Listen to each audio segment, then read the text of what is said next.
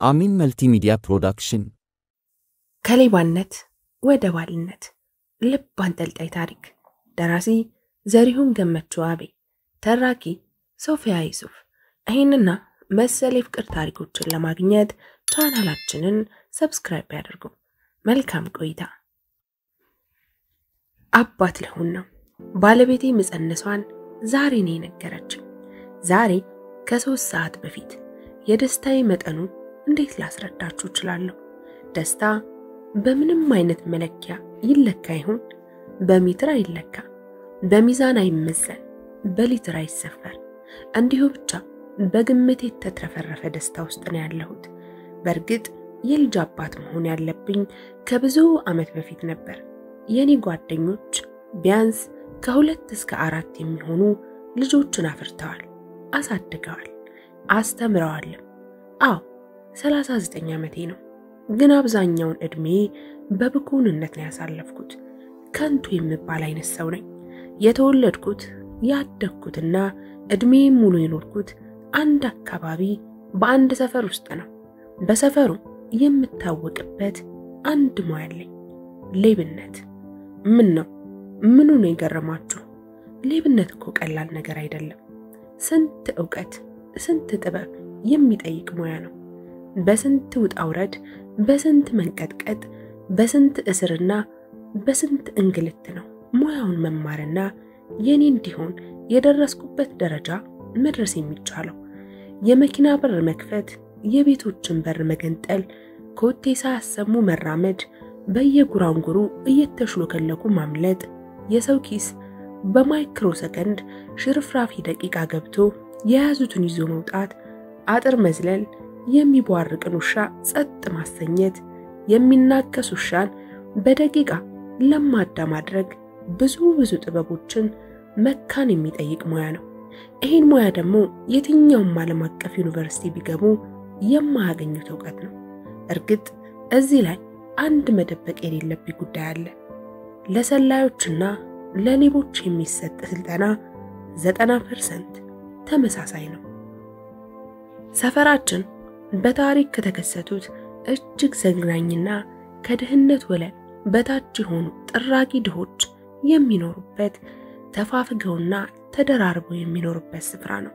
በዚህም የተነሳ ሀገሪቱ ካፈራቻቸው ፕሮፌሰሮች በላይ ያች ተአምረኛ ሰፈር ያፈራቻቸው ሌቦች በቁጥር ይበልጣሉ። ቢሆንም የኔ ይለያል። ለምን ብትሉኝ በሰፈር ውስጥ በየትኛውም ጥግ ሆነ መሃል አንድ ሰው አስቆማችሁ ስለኔ ብትጠይቁት ሌባ ነው የሚላችሁ ሰው አታገኙ። በፍጹም እኔ የሰፈራችን ቼጎቤራ ነኝ፣ አብዲሳ አጋ ነኝ። ምናልባት ከሌላ ሰፈር በድንገት እግር ጥሏችሁ እኛ ሰፈር በመምጣት እዩት እኮ ያ ልጅ ዘራፊ ሌባ ነው የሚል አንድ ምጥን አረፍተ ነገር ካንደበታችሁ ብትሾልክ አጠገባችሁ ያለ አንድ ፈላ ልጅ በድንጋይ ግንባራችሁን ያድለዋል። የተነደለው ግንባሮትን እያሻሹ ደሞትን ለማስቆም ሲሞክሩ የአንድ ሽማግሌ ምርኩዝ ወገቦትን ያደቀዋል። ወይኔ ብለው ስሮት ያለውን ድንጋይ ላይ ሸርተት ብለው ቁጭ ሊሉ ሲሉ ከደሳሳው ጎጆ የወጣቸው አንዲት አሮጊት በያዘችው ማማሰያ ግንባሮትን ተውቅርለውታለች። ከዛ ያለ የሌለ እንጥፍጣፊ ኃይሎትን አጠረቃቅመው መፈትለክና ሕይወቱን ማትረፍ ብቻ ነው። እኔ በሰፈሬ ንጉስ ነኝ። በሕይወቴ በተለያየ አጋጣሚ 4 ጊዜ ታስሬያለሁ። 4ቱንም ከሰፈሬ ውጭ ስክለፈለፍ ነው ፖሊስ እጅ ወደኩት። በሰፈሬ ግን መንግስት የትኛውንም ቁጥር ያለው ያህል ኃያል እንኳን ቢያሰማራ እኔን ለማዝ ተሳክቶልት አያውቅም። ምክንያቱም አንዷ አሮጊት በበራፍ አስገብታ በመስኮቷ ታሾልከኛለች። የምትቀጥለዋ ትቀበልና በተሸነቆረ ጣሪያ ለሚቀጥለው ሽማግሌ ቤት ታስተላልፈኛለች። አንድ አሮጊት ሳጥን ውስጥ ሌላዋ ግብድዬ ጋን ውስጥ ይሻሽጉኛል። ፖሊሶች ሲደክማቸው ተስፋ ቆርጠው ሰፈሩን ይለቃሉ። ይሄ ከምን የተነሳ ነው ብላችሁ በውስጣችሁ ጥያቄ ፈጥሮባችሁ እየተብላላ መሆኑን እገምታለሁ። እኔ እንደምሰራው ስራና እንደማገኘው ብር ቢሆን ከብዙ ዓመት በፊት ነበር። ስራ ስላችሁ እንዳትነጋገሩ፣ ያው ሌብነቱን ማለቴ ነው። ሀብታምም ሆኖ ድሮ ነበር። ግን እኔ ያገኘሁትን ለእያንዳንዷ አቅመ ደካማ አሮጊት፣ ለእያንዳንዱ ጧሪ አልባ አዛውንት፣ ለብዙ ወላጅ አልባ ውሬ እንደ ችግራቸውና እጄ ላይ እንደገባው ብር መጠን አከፋፍላቸዋለሁ። አንዳንዴ ለእኔ ምንም አይቀርልኝም፣ ባዶ እጄን ብቻ እቀራለሁ። ግን ችግር የለው፣ ከማስብላቸው በላይ እነሱ አብዝተው ያስቡልኛል። ከሰጠዋቸው ላይ መልሰው ቆንጥረው ይሸጉጡልኛል። የሁሉም ቤት ቤቴ ነው። አንደኛው ጋር አንድ ጉርሻ ሽሮ ስጎርስ፣ የሚቀጥለው ቤት አንድ ፍኝ ቆሎ ዘግኜ ስቆረጥም፣ እዛኛው ማዶ ደግሞ አንድ ስኒ ጥቁር ቡና ፉት ስል በቃ ሆዴ ይሞላል። የኔ ህይወት እንደዛ ነው። ይገርማችኋል፣ አንዳንዴ ሳስብ የዘቀጠ የድህነት መንደር ውስጥ እንዲህ አይነት በመተሳሰብ የተቆላለፈና በፍቅር የተዋሃደ ህይወት እንዴት ሊኖር እንደቻለ ግርም ይለኛል። ምክንያቱም እዚህኛ ሰፈር ከችግሩ ጋር ሰው ከረሃቡ የተነሳ ጎረቤቱን አርዶ እስከ መመገብ ድረስ መጓዝ ነበረበት። ግን ከዛ ይልቅ በተቃራኒው በመሶብ ውስጥ ያለችውን አንድ ብጣሽ ዳቦ ግማሿን ቆርሶ ከሱ በባሰ ሁኔታ ላይ ያለውን ጎረቤቱን ያጎርሰዋል። እዛ ቱጃሮቹ መንደር ግን 100 ሚሊዮን ብር ያለው ሰውዬ ሌላ ተጨማሪ 20 ሚሊዮን ብር ለማግኘት ጎረቤቱን ያሳርዳል፣ ያስገድላል። ለማንኛውም ወደ ዋና ነገር ልመለስ። አሁን መንታ መንገድ ላይ ቆሜያለሁ። ሳላስበው የልጅ አባት ሆኛለሁ። ይቅርታ ለሆን ነው ማለቴ ነው። ልጄ ወደዚህ ምድር ከመምጣቱ በፊት እኔ አባቱ ግዴታ ስራ መቀየር አለብኝ። ሌላው ደግሞ ሰፈር መቀየር አለብኝ፣ ህይወትን መቀየር አለብኝ። ይሄ ውሳኔ ለኔ ቀላል አይደለም።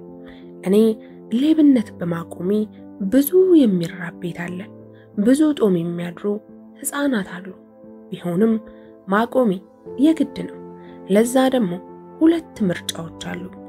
አንደኛው እድሜን ሙሉ እደግፋቸው የነበሩትን የሰፈሬ ሰዎች በቃ እርግፍ አድርጌ መርሳት፣ እንደ ፍጥርጥራችሁ ሆኖ ብዬ ለእድላቸው በመተው ፊቴን አዙሬ ከሰፈሩ መሸሽ። ሌላው ደግሞ በሌብነት የማገኘውን ያህል ገቢ የሚያስገኝ ሌላ ስራ በመስራት እነሱን መርዳቴን እንደ ድሮ መቀጠል። ግን ምንም አይነት ስራ ብሰራ ለዛ ሁሉ ድሃ የሚበተን ብር ማግኘት አልችልም። በዛ ላይ የተካንኩበትን ብቸኛ ስራ ሌብነት ነው። ሌላ ምንም የማውቀው ስራ የለኝም። ምናልባት ደላላ ልሆን እችል ይሆናል። ግን በቃ የሆነ ነገር ማድረግ አለብኝ። ሌላም ከባድ ተልእኮ ይጠብቀኛል። ሚስቴ ማግባት። እንዴ ምን ማለቴ ነው? ቅድም ነገሬን ስጀምር ሚስቴ አርግዛልኛለች ብያችሁ ነበር። ግን ሚስቴ አይደለችም። ያው ግን በቅርብ መጋባታችን ስለማይቀር ብዬ ነው እንደዛ ያልኩት። ደሞም አእምሮዬን እንደዛ እንዲያስብ ፈልጋለሁ እንጂማ እሷ እኮ የሌላ ሰው ሚስት ነች።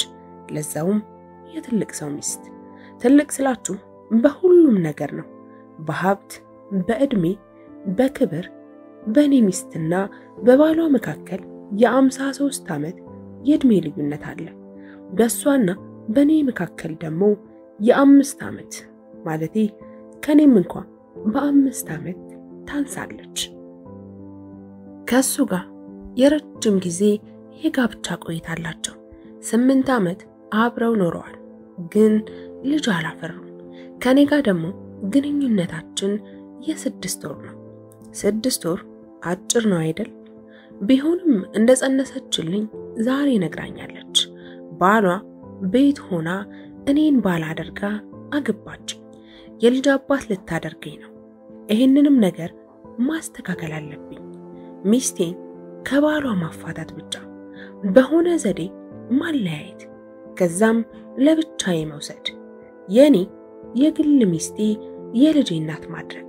እስቲ ይሄንን የተወሳሰበና ግራ የገባው ወሬን ፈራስ ይዤ በቅደም ተከተል አብራርቼ እንዲገባችሁ አድርጌ ላውራችሁ። የሰው ሚስት እንዴት ላገባ ቻልኩ? መክሊትንስ ያኔ መሰለ እድሜ ጠገብ ገንዘብ የጠገበ ዕውቀት የጠገበ ባል እያላት አንድ የኮሽኮሾ ሰፈር ነዋሪ የድሆች ተወካይ የሆነ ሌባ ሰው እንዴት ልታፈቅር ቻለች? ዋናውና አጓጊው ነገር ከዚህ በኋላ ያለው ነው። ታዳኞቼን ከምመለምልበት ቦታዎች መካከል አንድ ባንክ ቤት ነው የመረጥኩት። ባንክ በወረፋ ሲጨናነቅ እጠብቅና እገባለሁ። ገባና ወረፋ የሚጠብቅ ሰው መስዬ ወንበር ይዤ በመቀመጥ የደንበኞቹን እንቅስቃሴ እሰልላለሁ። ደና ብሮጭ አድርጎ ከሚወጡት ውስጥ ቀልቤ የፈቀደውን ሰው ተከትዬ እወጣለሁ። እስከ ሄደበት ድረስ እከተለዋለሁ።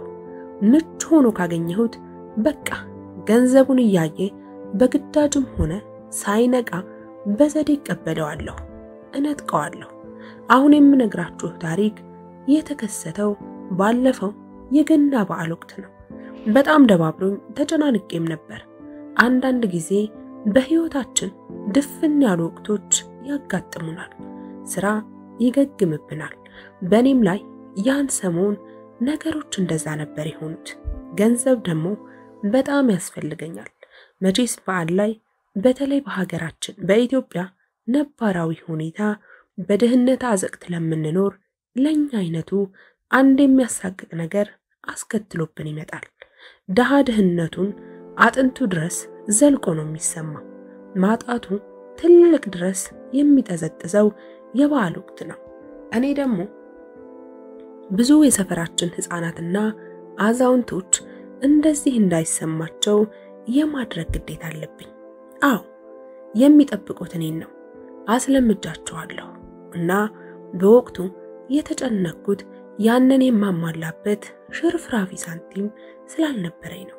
በዓሉ ደግሞ 2 ቀናት ብቻ ነው የቀሩት። በእለቱ ባንክ ቤት ገብቼ አይኔ ውስጥ የገቡትን ሰውዬ ገዘፍ ያሉ መለሉ አይነት የሚባሉ ናቸው። እድሜ ቢጫናቸውም ግርማ ሞገሳቸው ግን አሁንም አብሯቸው አለ። ግን በማጎብደድ ላይ ናቸው። ትከሻቸው ጎበጥ ብሏል። በዛ ላይ ያሉ እስር ብሮችን ወጭ አድርገው አንድ መጠነኛ በሆነ ጥቁር የቆዳ ቦርሳ ውስጥ ከተው ዝግ ባለ እርምጃ ባንክ ቤቱን ለቀው ወጣው ሄዱ። ከኋላቸው ተከተልኳቸው። ካሁን ወዲህ ለወሬ እንዲመቸኝ ሰውየው እያልኩ ነው የማወራው። እየሰረቁ አንቱ ማለት ምንድነው?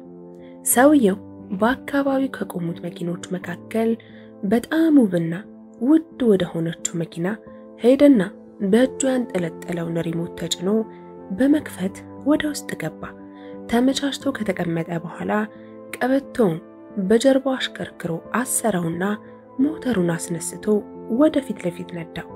እኔም አካባቢው ባለች ላዳ ታክሲ ውስጥ ገባሁና ሽማግሌውን ተከተልኳቸው እቤታቸው ድረስ። ላዳውን ሂሳቡን ሰጥቼ አሰናበትኩት። ሰውየው የገባበት ቤት የሀብቱን ደረጃ በግልጽ ይናገራል። በጥበብ ከተቀረጸ የአምቦ ድንጋዮች በጥንቃቄ የተገነባ አጥር ነው። በራፉ ትልቅ ነው። መኪና ዘና አድርጎ የሚያስገባ ግዙፍ ወርቅ ቅብ የተቀባ የብረት ስሪት ነው። አጥሩ 3 ሜትር አካባቢ ቁመት ያለው ቢሆንም ተጨማሪ አናቱ ላይ ዙሪያውን አደገኛ የሽቦ አጥር ተደርጎበታል። ከውስጥ ባለ 1 ፎቅ ግዙፍና ዘመናዊ የመኖሪያ ቤት ቪላ ይታያል። እስኪጨልም በአካባቢው ቆየው። ስለ ሁኔታው ሳጣራ የቤቱን ዙሪያ ስቃኝ እንዴት ገብቼ እንዴት መውጣት እንደምችል ሳሰላስል ከእንደገና ሌላ አማራጮችን ስመረምር የአካባቢውን ቅያስ መንገዶችና መሽሎክሎኪያዎችን ሳጠና ቆየው። ስራካ ወደ ሰፈር ተመለስኩ። ለሊት ተልእኮዬ ልዘጋጅ። እንዴት አድርገህ በየት ዘለህ በምን በኩል ሾልከህ እዛ ደረስክ እንዳትለኝ። ለስራዬ ሚስጥራዊነት ስል ዝርዝሩን አልነግራችሁም። ብቻ ከሌሊቱ 9 ሰዓት ከሩብ ሲሆን ሽማግሌው ግቢ ውስጥ ገብቼ የሳሎኑን በራፍ አልፌ ፎቅ መወጣጫው ላይ ደርሼ ቆሜያለሁ። አዎ ብዙ ጊዜ በተለያዩ አጋጣሚዎች እንደዚህ አይነት መሰል የሀብታም ቤቶች ውስጥ ገብቻለሁ ለተመሳሳይ ስራ። አሁን እየፈለኩ ያለሁት የሰውየው መኝታ ቤት ነው። እንዳጣራሁት ከሆነ ሰውየው ሚስቱና ዘበኛ ብቻ ናቸው በግቢው ያሉት።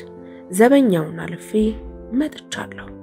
አንድ አዛውንት ባልና አሮጊት ሚስታቸውን መቆጣጠር አያቅተኝም። እንዳውም ሳስበው በቀኝ እጄ ስለደቀንኩት ሽጉጥና በግራ እጄ ስለጨበጥኩት ጩቤ ሳስብ ከሚያስፈልገኝ በላይ ጥንቃቄ ያደረግኩ እንደሆነ ተሰማኝ። አሁን መኝታ ቤታቸውን ነው የምፈልገው። እርግጠኛ ነኝ ሀብታሞች መኝታ ቤታቸውንና ካዝናቸውን አራርቁ፣ ካለዛ እንቅልፍ አይወስዳቸው። ይሄን ከልምድ የተገኘ እውነት ነው። አዛውንቱ ከባንክ ይዘውት የመጡትን ብር እሳቸው ካሉበት ብዙም አያርቁትም። ከመኝታ ቤታቸው ፎቅ ወለል ላይ ደረስኩና ጥጉን ይዤ ሁኔታዎችን መቃኘት ጀመርኩ። በግራ በኩል 3 ክፍሎች፣ በቀኝ ደግሞ 2 ክፍሎች ይታያሉ። በግራ በኩል ያሉት ሙሉ በሙሉ የተዘጉና በጨለማ የተዋጡ ናቸው። በቀኝ በኩል ካሉት ግን አንድ ክፍል መብራት እየበራበት ነው። ከዛ ክፍል በበራፍ ክፍተት አፈትልኮ የሚወጣው ብርሃን ላለሁበት ኮሪደር ደብዛዛ ብርሃን ነው የሰጠው። ወደዛ ተጠጋሁ። አጨንቁሬ ወደ ውስጥ ሳይ ፊት ለፊት ግዙፍ የልብስ ቁም ሳጥን ታየኝ። አሁን የምፈልገው ክፍል መሆኑን እርግጠኛ ሆንኩ። ማንኛውንም በር ለመክፈት የምጠቀምበት ልዩ ብረት ከኪሴ አወጣሁና በአንድ ደቂቃ ውስጥ ያለ ኮሽታ ከፈትኩና ገባሁ። መልሼ ዘጋሁት። መኝታ ቤቱ ካሰብኩት በላይና ሰፊ ውብ ነው። አልጋው 5 ሰው ዘና አድርጎ ያስተኛል። ከዛን ቀን በፊት ያንን ያህል መጠን ያለው አልጋ ማየቴን አላስታውስም። ወደ አልጋው እሄድ ጀመር። አንድ እርምጃ ተራመድኩኝ። እርምጃዬ 1 ሜትር አካባቢ ሲቀረኝ ገታሁት። በመፍዘዝና በመደንዘዝ አልጋው ላይ ያለው አንድ ሰው ብቻ ነው። አንድ የለበሰችው የሌሊት ልብስ በመፈራገጥ ብዛት መሰለኝ ከሰውነቷ ላይ ሙሉ በሙሉ ሸሽቶ በአንድ ጥግ ተቆልሎ ይታያል። በሆዷ ተደፍታን የተኛቸው ፊቷ ይታይ። ወደ ግድግዳው ከመዞሩም በተጨማሪ ትራስ ውስጥ ቀብረዋለች። የሰውነቷ ቀለም ቀይ ነው። ሳጣራ ባልና ሚስቶች አብሯቸው የሚኖር ሰው አለ። አብራቸው የምትኖር ልጅ እንዳለች አልተነገረኝም ነበር። በዛም የተነሳ ከሁለት አዛውንት ባልና ሚስቶች ውጪ ሌላ ሰው ያጋጥመኛል ብዬ አልጠበቅኩም ነበር። ለዛውም እንዲህ ሰይጣናዊ ውብ የሆነ ሰውነት ያላት ልጅ። እንዲሁም ምንም ነገር ማድረግ አልፈለኩም። እርቃንነት ደግሞ ያደረገቻት ብጫቂ ቢጃማ ብቻ ምን መስላ እንዳሳየቻት እኔም ምንም ማለት አልቻልኩም። እንዲሁም መላመላውን ብትሆን አይሻላትም ነበር እያልኩኝ ለምን እንደመጣሁ እንኳን ለማሰብ ትንሽ መረጋጋት ስላለብኝ ክፍል ውስጥ ወዳለው ወንበር በጸጥታ ተጓዝኩና ተቀመጥኩ። ወይ በፈጣሪ! ይባስ ብላ ተንጠራራች፣ ተገለበጠች። ከጠበቅኩት በላይ ቆንጆ ልዕልት መሳይ ነች። ከዛም ሄጄ አልጋው አጠገብ ቁጭ አልኩ። ድንገት ሳላስበው ብንን አለች። ተረጋጊ፣ ልጎዳሽ አይደለም አመጣጤ። ሁሉ ነገር የሆነው በአጋጣሚ ነው። የምን አጋጣሚ? በዚህ ውድቅት ሌሊት መኝታ ቤቴ እንዴት ገባህ? ማን ከፈተልህ? ደሞ ደፍራኛል አሽጎደጎደችው። ኧረ አልደፈርኩሽም፣ ፈቅደሽና ፈልገሽ ነው። ፍጹም ልፈቅድ አልችልም። እኔ ህልም ውስጥ ነበርኩ። ኧረ ነቅተሻል። አይንሽ ተከፍቶ እያየሽ ነበር። በተአምር እንደዛ አይሆንም። ህልም ውስጥ ነበርኩ። ለአንድ ቀን እንኳን በአይኔ አይቼው ከማላውቀው ሰጋ እንዴት ፈቅጄ አልጋዬ ላይ ላስቀምጠውና ከኔ ጋር ላወራው እችላለሁ? በፍጹም ደፍረኸኛል፣ አዋርደኸኛል። እንደመባነን ብላ ከስራዋ ያለውን የራሴኑ ሽጉጥ አነሳችና ደቀነችብኝ። ደፍረኸኛል፣ አዋርደኸኛል አለችኝ። ተረጋጊ፣ ምን እየሆንሽ ነው? ሁለታችንም እኮ ባደረግነው ነገር ደስተኞች ነበር። ከዛ ለኔ ሳይሆን ለፖሊሶቹ ሁሉን ነገር በዝርዝር ታስረዳለህ እንዴ? ስንት ጀግና ስንት ፖሊስ ያልማከረከኝ እንዴት አንዲት ሴት ታርበደብደኛለች? ሽጉጥ ደቅናብኝ ከፊቷ እየነዳች ፖሊስ ጣቢያ ወስዳ ስታስረክበኝ ባስገድዶ መድፈር ተከስሼ ወህኒ ስወረወር የሚያከብሩኝና የሚወዱኝ የሰፈሬ እናቶች ሁሉ ሲያፍሩብኝና ሲያሸማቅቁኝ በምናቤ ታየኝ። አይሆንም ወሰንኩ። ከፈለገች እዚሁ ትግደለኝ። እስር ቤት ገብቼ እንኳን በሌሎች እስረኞች ክብር አይኖረኝም። የኛ ሰው ከደፋሪ ይልቅ ሌባ ጥፍ ያከብራል። ልበስ እንጂ አንቺም እኮ አለበሽም ቆንጆት አልኳት። ወደ ራሷ ተመለከተች። እርቃኗን መሆኗን እስካሁን አላስተዋለችም ነበር። በረገገች። እግሮቿን አጣመረቻቸው። አይዞሽ አትሳቀቂ፣ ለአንድ ሰዓት ያህል አይቼሻለሁ እንደማፈር ብላ አይኖቿን ሰበረች። አይን አውጣ አትሁን። ልበስ። ትለብሳለህ ወይስ? አይ አልለብስም፣ ገና ምሽጠገብኩሽ። እኔማ አልለብስም። በፍራቻ እና ግራ በመጋባት እየተንቀጠቀጥኩም ቢሆን ይሄንን እንዳታውቅብኝ ነበር ድፍረቴ። እንደዛም ለፈልፈው ካለበለዛ ውጤቱ ጥሩ አይሆንም። እና ምን ፈለክ? መልሰን ሰላም ፈጥረን ሁሉን ነገር እርግፍ አድርገን እረስተን እንድንተኛ፣ እንደ ቅድሙ አይነት እንደውም ከዛ የበለጠ ጥሩ ጊዜ እንድናሳልፍ እባክሽ ተለመኝ። እንዳንተ አይነት ቀሽም ሌባ አጋጥሞኝ አያውቅም። እንዴ ሌባ መሆኔን ማን ነገረሽ? ቀላል ነው። ሽጉጥና ጩቤ ይዞ የሰው መኝታ ቤት ፈልቅቆ የሚገባ ወይ ሌባ ነው ወይ ገዳይ ነው። ተሳሳትኩ? አይ አልተሳሳትሽም። እሺ ፖሊሶችን ቤት ከበው አቀባበል ሊያደርጉልህ እየጠበቁ ነው። ቶሎ ብለህ ለባብስ ብላ ከት ብላ ሳቀች። አመዴ ቡና አለ። ወይኔ ምን አይነቷ ጨካኝ ልጅ ነሽ! ሰራሽልኝ አይደለ? ሸሚዜንና ጃኬቴን ልለብስ ስል የነገረችኝን ተውኩት። ስራ ተደፋው። በፈጠረሽ በቃ ልሰርቅ ነው የመጣሁት። ደፍሮኛል እንዳትይ።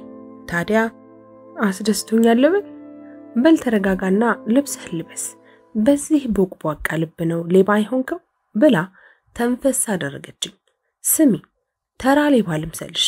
ደሞ ኮራ ብለህ ታወራለህ እንዴ? እውነቴን ነው። የሰረኩትን ብር ምን እንደማደርገው ታውቂያለሽ አልኩና የቀረውን ልብሴን እየለበስኩ ተረትኩላት። አዎ አውቃለሁ፣ ራስህን እየሸወድክ ነው። እንዴት አልኳት። ለመጥፎ ስራ አይምሮህ እንዳይጸጸት ከውስጡም እንዳትወጣ አሪፍ ምክንያት ፈጥረሃል። እኔ አሁን ደግ ስለሆንክ ወይም ስለፈራህ ወይም ደግሞ ድሆችን ስላገስካቸው ሳይሆን የአይምሮህን ጫጫታ ለማስቆም የዘየድከው ምርጥ ዘዴ ነች። ይህች ዘዴ ብዙ አጭበርባሪና ዘራፊ ሀብታሞች ይጠቀሙባታል። ከ100,000 ድሆች ላይ 100 ሚሊዮን ብሮችን ይዘርፉና በቴሌቪዥን ስክሪን በመላ ህዝብ እየታዩ የ1,000 ብር ውራጅ ጨርቅ ለ100 ህፃናት በማደል ይመጻደቃሉ። እሳቸው በጎ አድራጊ ናቸው እኮ እንዲባልላቸው ያደርጋሉ። አየህ፣ ለነዚህ አይነት ሰዎች ደግነትና ሰብአዊነት በእነሱ ዘንድ ዋጋ ኖሮት ሳይሆን ሽፋን ነው። በአካባቢያቸው ያሉትን ሰዎች የሚያታልሉበት፣ የሚገባቸውን ክብር ለማግኘት የሚጠቀሙበት። ያንተም ተመሳሳይ ነው። ንግግሯ ገረመኝ፣ ግን በጥልቀት ላስብበት ሰዓቱ የለኝም። ዝግጅቱም አልነበረኝም። አሁን ታስወጭኛለሽ አልኳት።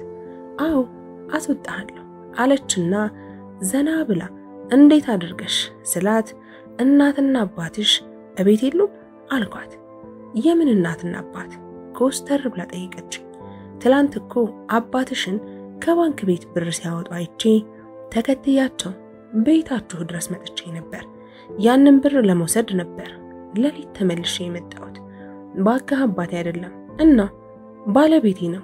ያንን የሚያህል ሽማግሌ ስነ ስርዓት፣ ይቅርታ ማለቴ ምናገረው ጠፋኝ። እሺ ታዲያ ባለቤትሽ እቤት አላደሩም? አድሯል። መኝታ ቤታችን ግን የተለያየ ነው። በየራሳችን መኝታ ቤት ነው የምናድረው። ያ ማለት ታዲያ አንፋቀርም ወይም ተጣልተናል ማለት አይደለም።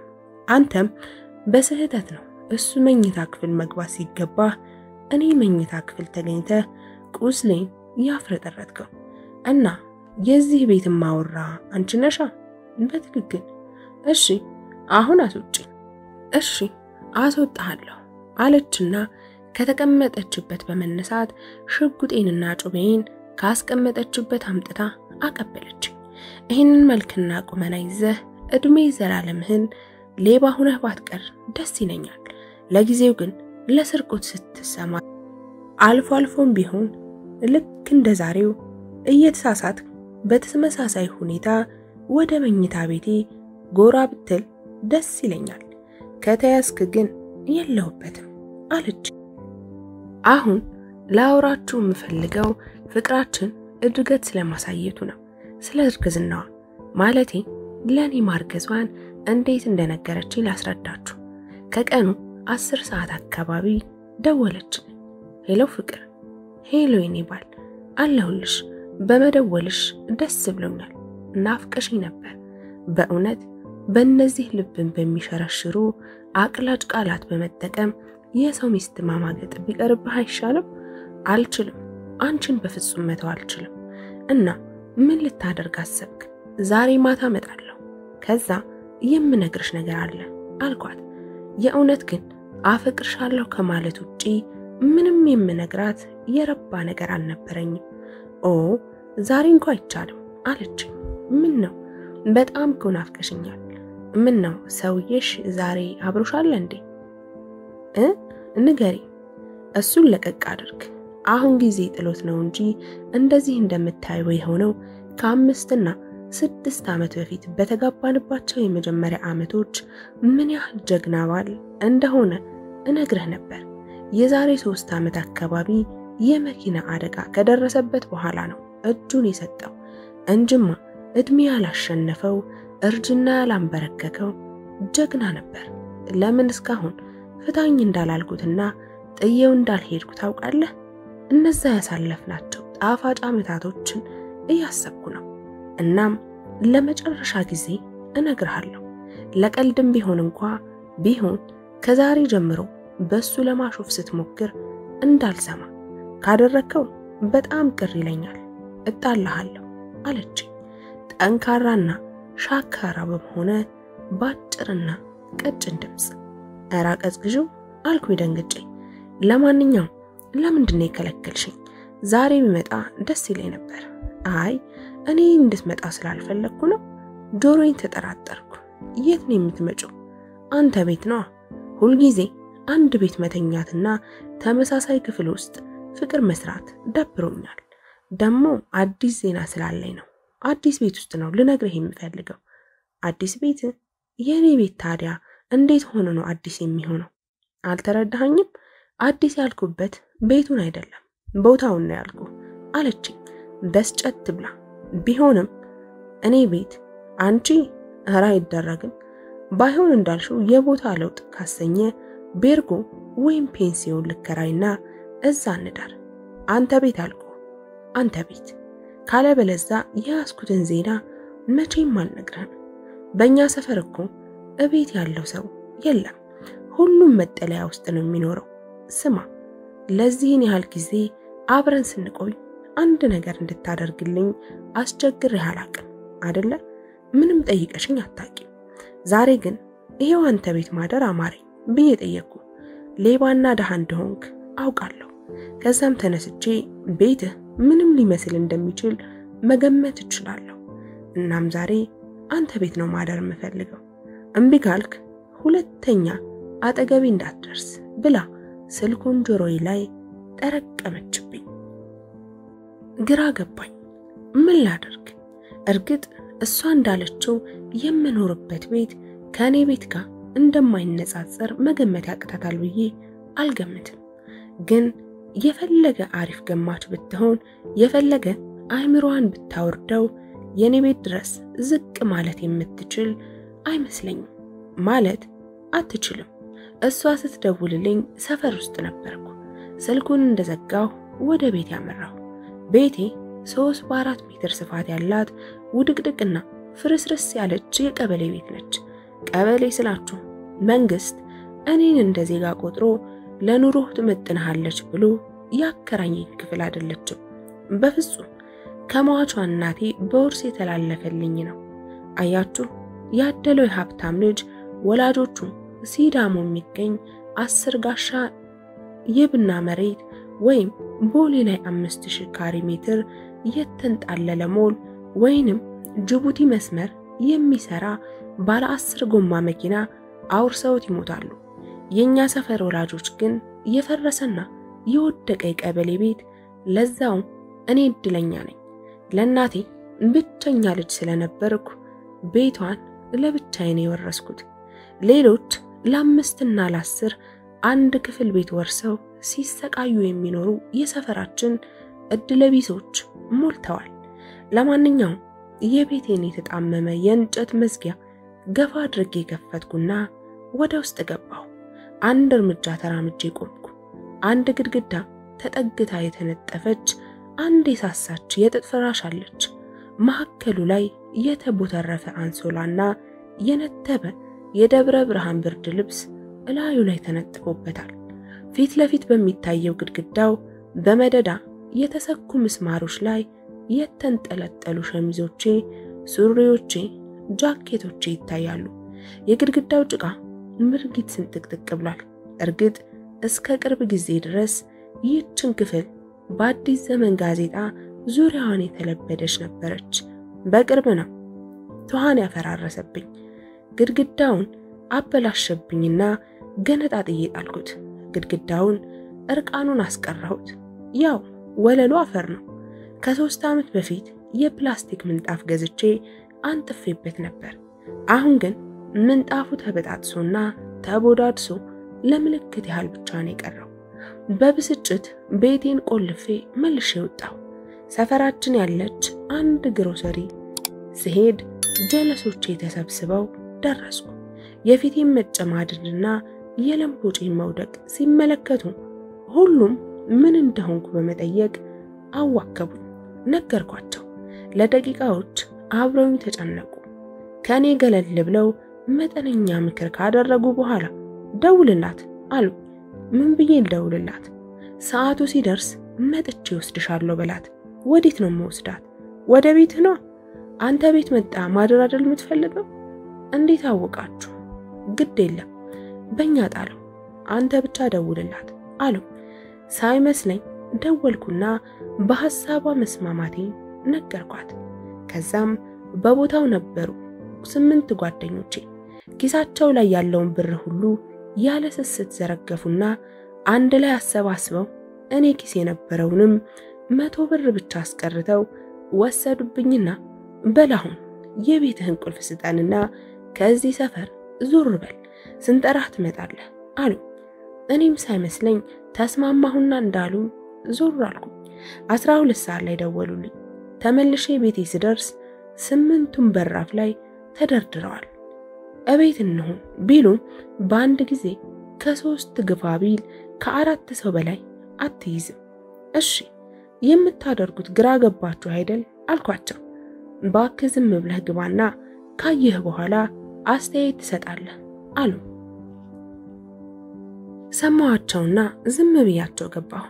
እንዴ ያን የተሰነጣጠቀ ግድግዳ በፕላስቲክ የግድግዳ ልባስ ዙሪያውን ለብደው አስውበውታል። የተቦተረፈውና የአይጦች መደነሻ የነበረው የማዳበሪያ ኮርኒስም ሙሉ በሙሉ ተነስቶ በአዲስ ጌጠኛ የፕላስቲክ ኮርኒስ ተቀይሯል። የኔ የነበሩ ዕቃዎች ቤት ውስጥ የሉም። ፍራሼ የነበረችበት ቦታ ባለ 1 ሜትር ቅልብጭ ያለ አልጋ ተዘርግቷል። ከስፕሪንግ ፍራሽና ከኮምፎርት ብርድ ልብስ ጋር ከአልጋው ጎን ኮሜዲኖ አለ። ኮሜዲኖዋ ላይ ግዙፍ ቴፕ አለ። ከጎኑም ብዙ ሲዲዎች ይታዩኛል። ግድግዳው ላይ የነበሩት ልብሶቼ ጠቅላላ ተሰብስበው ወዴት እንደሆነ ባላውቅም ተሸሽገዋል። ከዛ አንድ ትንሽዬ የመስታወት ጠረጴዛ አለች። ባዶዋን አይደለችም። አንድ ጠርሙስ ቀይ ወይንና አንድ ነጭ ወይን ጎን ለጎን ይታየኛል። ከዛ ትንሽ ፍሪጅ ከጎን አየሁ። ተራመድኩና ከፈትኩት። ሙሉውን ፍራፍሬዎች፣ ለስላሳ መጠጦች ከአቅም በላይ ታጭቀውበታል። ተንደርድሬ ወደ ውጭ ወጣሁ። ምንድነው ይሄ ሁሉ? ምንድነው የሰራችሁት? ባካ አታካብድ አለኝ አንዱ ከመሃል። አይደለም፣ ይሄ ሁሉ ዕቃ ከየት የመጣ ነው? ያንደ ሀብታም ቤት ሙሉ በሙሉ ዘርፋችሁ ነው እኮ ያመጣችሁ የመሰለኝ። አትሸውድ፣ ንገረኝ። ደሞ አትሸውድ፣ ደስታ ይበልህ። ሁሉም የውስጥ ዕቃ ነው። አሁን ቤትህን የሞላው ከሰፈራችን በየቤቱ ያሉት ምርጥ ዕቃዎች እየተሰበሰቡ የተውጣጡ ናቸው። አልጋው ከነፍራሹ የመክብብ ነው። ኮምፎርቱ የትዬ መሰረት ነው። ልጃቸው በቅርብ ከአረብ ሀገር የላከችላቸው። ፍሪጁም ከከድር ግሮሰሪ ነው የመጣው። ጠረጴዛው ከአዲሶቹ ሙሽራ ከነሶስና ቤት ነው የመጣው። በአጠቃላይ ሁሉም ለአንድ ቀን ከየቤቱ የተዋስነው ዕቃ ነው። የግድግዳው ልባስና መጠጦቹ ግን አይመለሱም። አሁን ሄድና ፍቅርህን አምጥተህ ዘና በል። በዚህው ክፍል ውስጥ አሸሼ ገዳሚ በሉበት እና ነገ ከሸኘሃት በኋላ ደውልልንና እያንዳንዱን ዕቃ ወደ አመጣንበት ቤት እንመልሳለን። እሺ፣ ዛሬ እንደዚህ ሸወድናት። ሌላ ቀንም መምጣት ብትፈልግስ? ቀላል ነው። ከ3 ቀን በኋላ እሷ ቤት ታድርና ጠዋት ወደ ቤትህ እንደተመለስክ ትደውልላታለህ አለኝ አንድ መፍትሄ የማያጣ ጓደኛዬ። ደውዬስ? ደውለህማ ቡዳ ቤቴ ሰላቢ ገባ። ትልቅ ቡዳ። ቤቴ ተዘረፈብኝ። እነዛ የምታውቂያቸውና ባለፈው ያየሻቸው ዕቃዎቼ አንድም አልተረፈልኝ፣ ተዘረፉብኝ ትላታለህ። በቃ ተገላገልክ ማለት ነው ብለውኝ በቆምኩበት ጥለውኝ ተያይዘው ሄዱ። እኔም ወደ ፍቅሬ ወደ እሷ ሰፈር ጉዞ ጀመርኩ። ይዣት ወደ ቤት ልመጣ ስል ከምሽቱ 2 ሰዓት ሆኗል። መክሊትን ጥበቃ የቀጠረች ቦታ ተገትሬያለሁ። የቆምኩበት ቦታ ከቤቷ ግማሽ ኪሎ ሜትር ርቀት አለው። አስፓልት ዳር ተገትሬ 2 እጆቼን አጣምሬ ፊቴን በ45 ዲግሪ ወደ ቤቷ አቅጣጫ ዙሬ በንቃት እየጠበቅኳት ነው። በዚህ ጊዜ አንድ ዘመናዊ አይጣማ ቀለም ያላት የምታብረቀርቅ መኪና በስሬ ታካኝ 5 እርምጃ ያህል አልፋኝ ከሄደች በኋላ ቆመች። ምን አይነት እብድ ሹፌር ነው! ሰፊ የተንጣለለ አስፓልት እያለለት ምን ጠርዝ እያሳከከ አስኬደው። አየ ዘመን ሹፌር! እንዲህ እያደረጉ እኮ ነው በአደጋ ህዝቡን የጨረሱት እያልኩ በውስጤ ሳብሰለስል ከቆመችው መኪና ውስጥ ጣዖቴ ወጣች። እንዴ ይቺ እብድ ምን ሊሰራላት ነው መኪና ይዛ የመጣችው?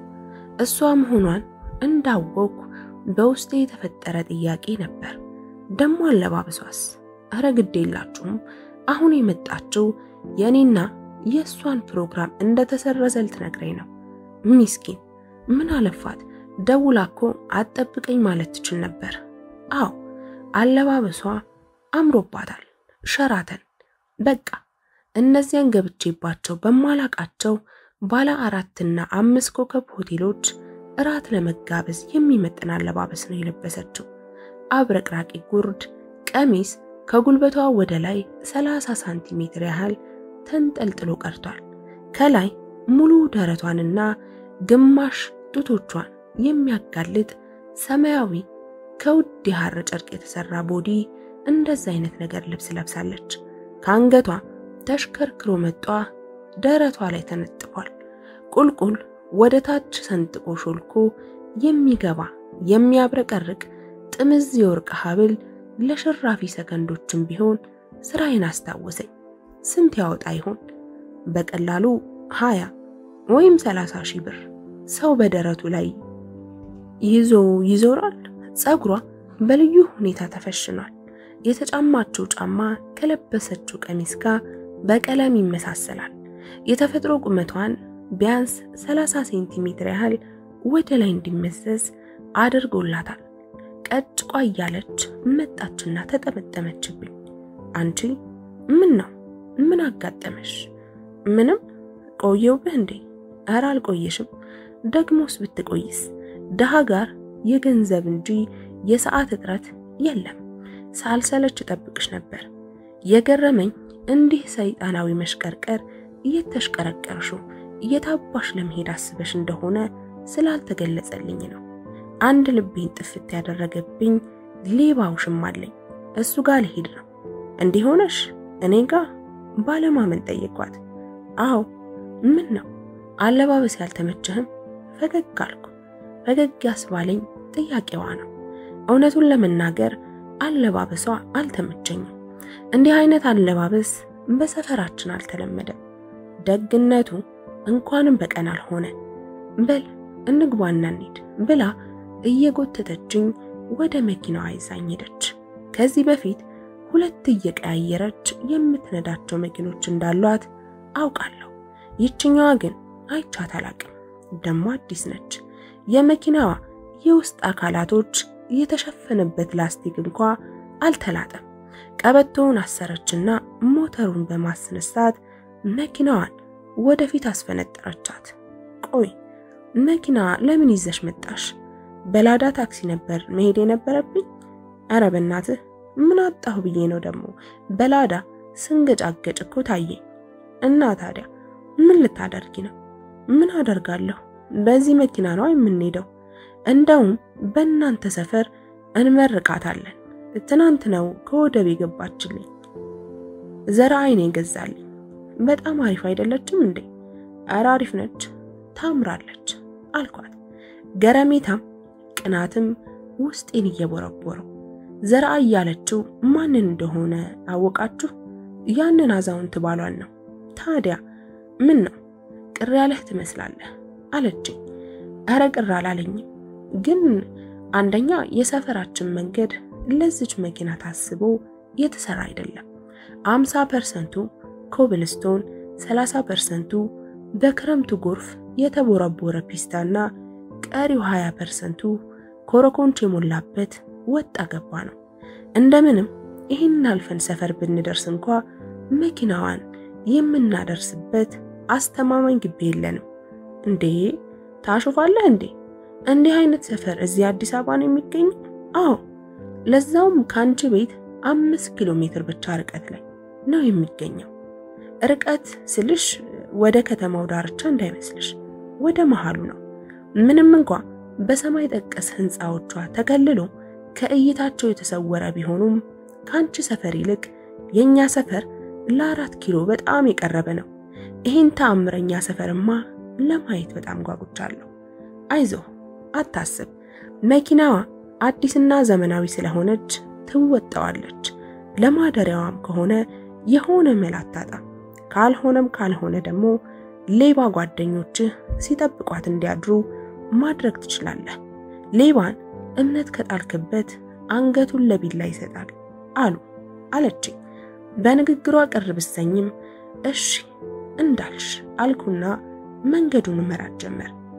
በዚህ ሂጂ ቀጥታ፣ አዎ እዛ ጋር ስትደርሺ ወደ ግራ፣ አዎ አሁን ደግሞ ይችኛውን መንገድ ያዢ እያልኩ ስመራ እሷም ትዕዛዜን እየተቀበለች ስትሾፍር ሰፈር ተቃረብን። መንገዱ ያስቸግራል እንጂ ባዶ ነበር። በዛ ሰዓት እኛ ሰፈር መኪና አይታይም። ስለዚህ ዘና ብላ ነው የምትነዳው። እኔም ትኩረቴን መንገድ ላይ መምራቱን አደረኩና አይኗን እያየሁ መሄዳችንን ቀጠል። ቤት ደረስን። በራፌ ጋር ስንደርስ ከጀርባዬ አውረድኳት። እፎይ ቁልፉን ከኪሴ አወጣሁና በራፉን ከፈትኩ። ቀድሜ ገባሁ። መብራቱን አበራሁት። ግቢ አልኳት። ገባች። በራፍ ላይ በፍዘት ቆማ የሆነ ተአምር እንዳየሰው የቤቱን ዙሪያ ገባውን ወጣውን በተመስጦ ታስተውለው ጀመር። በራፉን ዘጋሁና ዘና ብዬ አልጋ ላይ ተቀመጥኩ። ቁጭ በይ እንጂ። እንዴ እዚህ ነው የምትኖረው? አዎ። ምን ነው ቆንጆ ክፍል ነች አይደል አልኳት ዘና ብዬ። ትቀልዳለህ?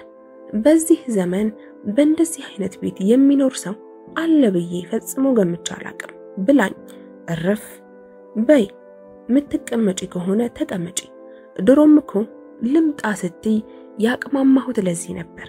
መኮሳተሬን አይታ መሰለኝ መጣ ከአጠገቤ ተቀመጠች። ግና ገረሜታዋ አሁንም እንዳለ ነው። ወይኔ ሌቦ አትበሳጭብኝ። እኔኮ እንደዚህ አይነት መንደሮች ፈርሰው አልቀው በኮንዶሚኒየም የተተኩ መስሎኝ ነበር። እንደዛ ሊያደርጉ አቅደዋል። ቀናችንን እየጠበቅን ነው። አዎ ይሻላችኋል። ይሄ ፈርሶ ለሌላ ለማት ቢውልና ለናንተ ምትክ ኮንዶሚኒየም ቢሰጣችሁ ትልቅ እድል ነው። ለኛማ አይናቸውን ቢይዝልንና ቢረሱ እንዲሁ አሁን እንዳለነው ዝም ቢሉን ደስ ይለን ነበር። አይመስልሽም? ኑሯችንን ብንቀጥል ደስ ይለናል። ያማል እንዴ? ለምን ይሄ ሰፈር ሲፈርስኩ ይሄን ያረጀ ቤታችንንና የግድግዳ ጣራችንን ብቻ አይደለም የሚያፈርሱብን፣ የአብሮነት እሴታችንን፣ ፍቅራችንን፣ እድራችንን፣ እቁባችንን፣ የጽዋ ማህበራችንን ይሄን ሁሉ ነው አብረው የሚነዱብን። እንዴት አድርገው? የንግግሬ ፍሬ ሐሳብ ምኑም አልገባትም። ለማማ ታበች ሀያት ለጋሽ ከተማን ለቡ ለአንዳርጌ ቃሊቲ የተባለውን ኮንዶሚኒየም ቤት ይሰጡናል። እንዲህ እያደረጉ በጥቅጥቅ አድርገው ይበታትኑንና ለዘመን የገባነውን አብሮነታችንንም የገነባነውን እንደዛው ይፈረካክሱታል። ለዛውም ኮንዶሚኒየም እድሉን ለመጠቀም ገንዘብ ያስፈልጋል። ቢያንስ ለቅድሚያ ክፍያ የሚከፈል ገንዘብ ያለው ሰው በእድሉ ይጠቀማል። ቢሆንም ለመኖር ምቹ ለጤናም አደገኛ በሆነ ሁኔታ ከመኖር ይልቅ ያልካቸውን ነገሮች ማጣት ይቀላል። አይ እናንተ ሰፈር ሰዎች፣ እነዛ ሰዎች እኮ ስለ ምቾት እንጂ ስለ ፍቅር ብዙም አታርፉ። አሁን ርዕስን ቀይር። እራት ተዘጋጅቷል። እራታችንን እንብላ። የምትወጁም ወይን አለ፣ እሱን እንጠጣለን። በድጋሚ ደስ የሚል ምሽት እናሳልፋለን። የምትነግሪኝ ነገር ካለም ትነግሪኛለሽ። እሺ ሌባዬ አለችኝ። እኔም ግንባሯን ሳምኳትና እራት ለማቅረብ ከተቀመጥኩበት ተነሳሁ። ያቀረብኩትን እራት የኔን እጅ ብቻ በመጠቀም ሁለታችንም እስክንጠግበላል። ከዛም መጠጡን ተያያዝ ነው። የመጀመሪያውን ብርጭቆ ወይን ጠጥታ እንደጨረሰች ከላይ የለበሰችውን ልብስ አወለቀችና ከጎኗ አልጋው ላይ ወርወር አደረገችው። ፍም የመሰለ በሳል ቀይ ፊቷ ግማሽ ጨረቃ መስሏል። በጎሪጥ እየተመለከትኩ ከመጠጡ ጋር በማዋሃድ አንድ ላይ ወደ ውስጥ አስገባው ጀመር። ጥሩ ጊዜ አሳለፍን። አሁን አንድ ነገር ልነግርህ ነው። ችግር የለም ንገሪኝ አልኳት። በውስጤ ምን ልትነግረኝ እንደምትችል እየገመትኩ ነው። አንድ ሻንጣ ሙሉ ብር ከባሏ በመውሰድ ተያይዘን ወደ ሩቅ ሀገር እንጥፋ፣ ከዛም እንጋባና ቀሪ ህይወታችንን በፍቅርና በደስታ እናሳልፍ ልትለኝ ነው። አዎ ከዚህ ውጪ በዚህ ሰዓት ሌላ ምንም የምትነግረኝ ነገር የለም፣ አይኖርም። አዎ ይህች ሴት ልቧ እስኪጠፋ ፍቅራኛለች። በሁሉም ነገር ተመችቻታለሁ። በተለይ እንደ መክሊት ለአመታት ስትሰቃይ ስለነበር አሁን ከጎኗ በመሆኔ የተረጋጋች ትመስለኛለች። አይነት እድል ታባክናለች ተብሎ አይገመትም። ሌባዬ ምን መሰለ፣ ችግር የለውም በቃ ንገሪኝ። እኔ ላንቺ ህይወቴን ራሱ ለመስጠት ወደ ኋላ አልልም። ምን ህይወት አለህና ትሰጠኛለህ? ህይወት ማለት ገንዘብ ነው። ህይወት ማለት ቤት ነው። ህይወት ማለት መኪና ነው። ህይወት ማለት ብላ በአጠቃላይ ምቾት ያለው ነገር ታወራ ጀመር። ታዲያ ህይወቴን እሰጥሻለሁ ስትለኝ እኮ እነዚህ አሁን የጠቀስኳቸውን ነገሮች እሰጥሻለሁ እያልከኝ ነው አይደለ? እንጅማ ድህነት ያኮሰመናት ነፍስህን በገመድ አንጠልጥለህ በመሞት ህይወቴን ሰጠውሽ ብትል ለኔ ምን ይረባኛል? አንቺ ደግሞ ታበዣዋለሽ። ካፍሽ የምትተፊያቸው መርዝ ቃላቶች የሰውን ስሜት እንደሚያኮሰምኑ አይገባሽም እንዴ? አሁን ልትነግሪኝ የፈለግሽውን ነገር ቀጥታ ንገሪኝ። ቀጥታ ልንገርህ? አዎ አርግዣለሁ። የሁለት ወር ጽንስ በሆድ ያለ። ምን? ከተቀመጥኩበት በርግጌ በመነሳት ፊት ለፊቷ ተጋርጬ ቆምኩ። አረ ነገርህን ወደዛ በልልኝ እንዴ! እርቃኔ ስለነበርኩ መለመላይን ቆሜያለሁ ከፊቷ። አንድ እርምጃ ወደ ኋላ ሸሸሁና ከማን ያረገሽው? ከባሌ ከዘርአይ። ለ2 ደቂቃዎች ፈዝዤ ቀረሁ። ደንዝዝ ነው ያልኩት። እንዲህ አይነት ዜና እሰማለሁ ብዬ ፈጽሞ አልጠበቅኩም ነበር። እና የመለያያ ነው ቤት የመጣሽው? የሆንክ ጀዝባ ነገር ነህ ማለት እንዴት ከሱ ላረግዝ እችላለሁ እንዴ? እውነትም እንዴት ሊሆን ይችላል? ታዲያ ከማን አባሽ ነው ያረገሽው? ተንደርድሬ ሄድኩና አንገቷን በሁለት እጅ አንቄ አንጠለጠልኳት። ሰውነቴ ሁሉ እየተንቀጠቀጠ ነው። በውስጤ እሳት ተንበለበለ። ትንፋሽ አጠራት። እንደምንም ተንፈራግጣ እጆቼን ከአንገቷ ላይ አላቀቀችና ታንቧርቅብኛለች ብዬ ስጠብቅ በተቃራኒው ሳቋን ለቀቀችው። ስትስቅ ግራ ገባኝ። ምን አባሽ ያስቅሻል? ልገልሽ እኮ ነው። አይዞህ የኔ ሌባ፣ እኔን ከገደልክማ ልጅህም አብሮኝ ይሞትብሃል። ልጅህ? አዎ ልጅህ። የት ይደርሳል የተባለ ጥጃ ልኳንዳ ቤት ታስሮ ተገኘ አሉ። እናም እኔ የተከበረው የአቶ ዘርአይ ባለቤት ካንተ ከሌባው አረገዝኩና አረፍኩ ትልሃለሁ። ዝቅ አልኩና እግሮቼን አንድ ላይ አጣምሬ ያስኩና ሙሉ በሙሉ ተሸከምኳት። ተሸክሜ ያዘልልኩ። እንደ ከበሮ እጄን እያጋጨሁ እየደበደብኩ በደስታ ጨፈርኩ። እሷም በሳቅ ፈረሰች፣ ፈነጠዘች። ከዛ ምን ልንገራችሁ፣ 8 ሰዓት አካባቢ እሷ ደክማት በእንቅልፍ ተሸነፈች። እኔ ግን እንዲሁ ሳስብና ስደነቅ አደርኩ። አዎ ሕይወቴን ማስተካከል አለብኝ። አሁን ከሌባነት ወደ ባልነት መሸጋገሪያ ጊዜ ይደርሷል። መክሊትን ከአቶ ዘርአይ አፋትቼ የግሌ ማድረግ አለብኝ። እዚህ እንኳን መኖር ባንችል ወደ አንዱ የዓለም ዳርቻ ይዣት እጠፋለሁ። ለምን ዳርፉል አይሆንም? አዎ አባት ለሆን ነው፣ ባል ለሆን ነው። እንዲሁ ሳውጣ ሳውርድ ለ1 ሰዓት እንኳን ሳላሸልብ የጠዋቷ ፀሐይ በቤቱ ስንጥቅ ብርሃኗን ፈነጠቀች። ከጠዋቱ 1 ሰዓት አካባቢ መክሊት ከእንቅልፏ ነቃች። ልብሳችንን ለባብሰን ልሸኛት ወጣሁ። ስትሄድ ቅራለኝ። ብዙ ነገር ይዛብኝ ሄድሽ ነው የመሰለኝ። ለነገሩ ጠቅላላ ሀብቴ እዚህ ልጅ ጋር ነው ያለው። ልቤን በልቧ ልጄን በማህፀኗ ይዛለች። ስለዚህ እንደዛ ቢሰማኝ አልተሳሳትኩም። እንደማታው መኪናዋ ያለበት ድረስ አላዘልኳትም። በምትኩ ኤርጌንዶ ነጠላ ጫማዬን እንድታደርግ ሰጠኋትና እሱን በመጠቀም እዛ ደረሰች። ከዛ የራሷን ጫማ ቀየረችና ኤርጌንዶ ይኖረወረችልኝ። እዛው ተውኩት። መኪናዋ ውስጥ ገባች። እኔም ገብቼ ከጎኗ ተቀመጥኩ። ሰፈራቸው ድረስ ሸኘኋት። ማታ ያገኘሁባት ቦታ ድረስ ልትሸኘኝ መኪናዋን ስታቆም የኔ ውድ እንድንጋባ ፈልጋለሁ አልኳት አንጀት በሚበላ ድምጽ። ምን? አው እውነቴን ነው። እውነትህንም አይደለም። ላንተስ ቢሆን ባንዴ ከሌብነት ወደ ባልነት መሸጋገሩ አይከብድህም? አይከብደኝም። ከዛሬ ወዲህ ሌብነትና እኔ አንተዋወቅም እና እንጋባ። አዎ የኔ ፍቅር በጣም ቀልደኛ ነህ። ለማንኛውም አሁን ውረድ፣ ግድ የለሽም፣ አስቢበት። ሀገሩን ለቀን መጥፋት እንችላለን። ለማንኛውም ውረድ።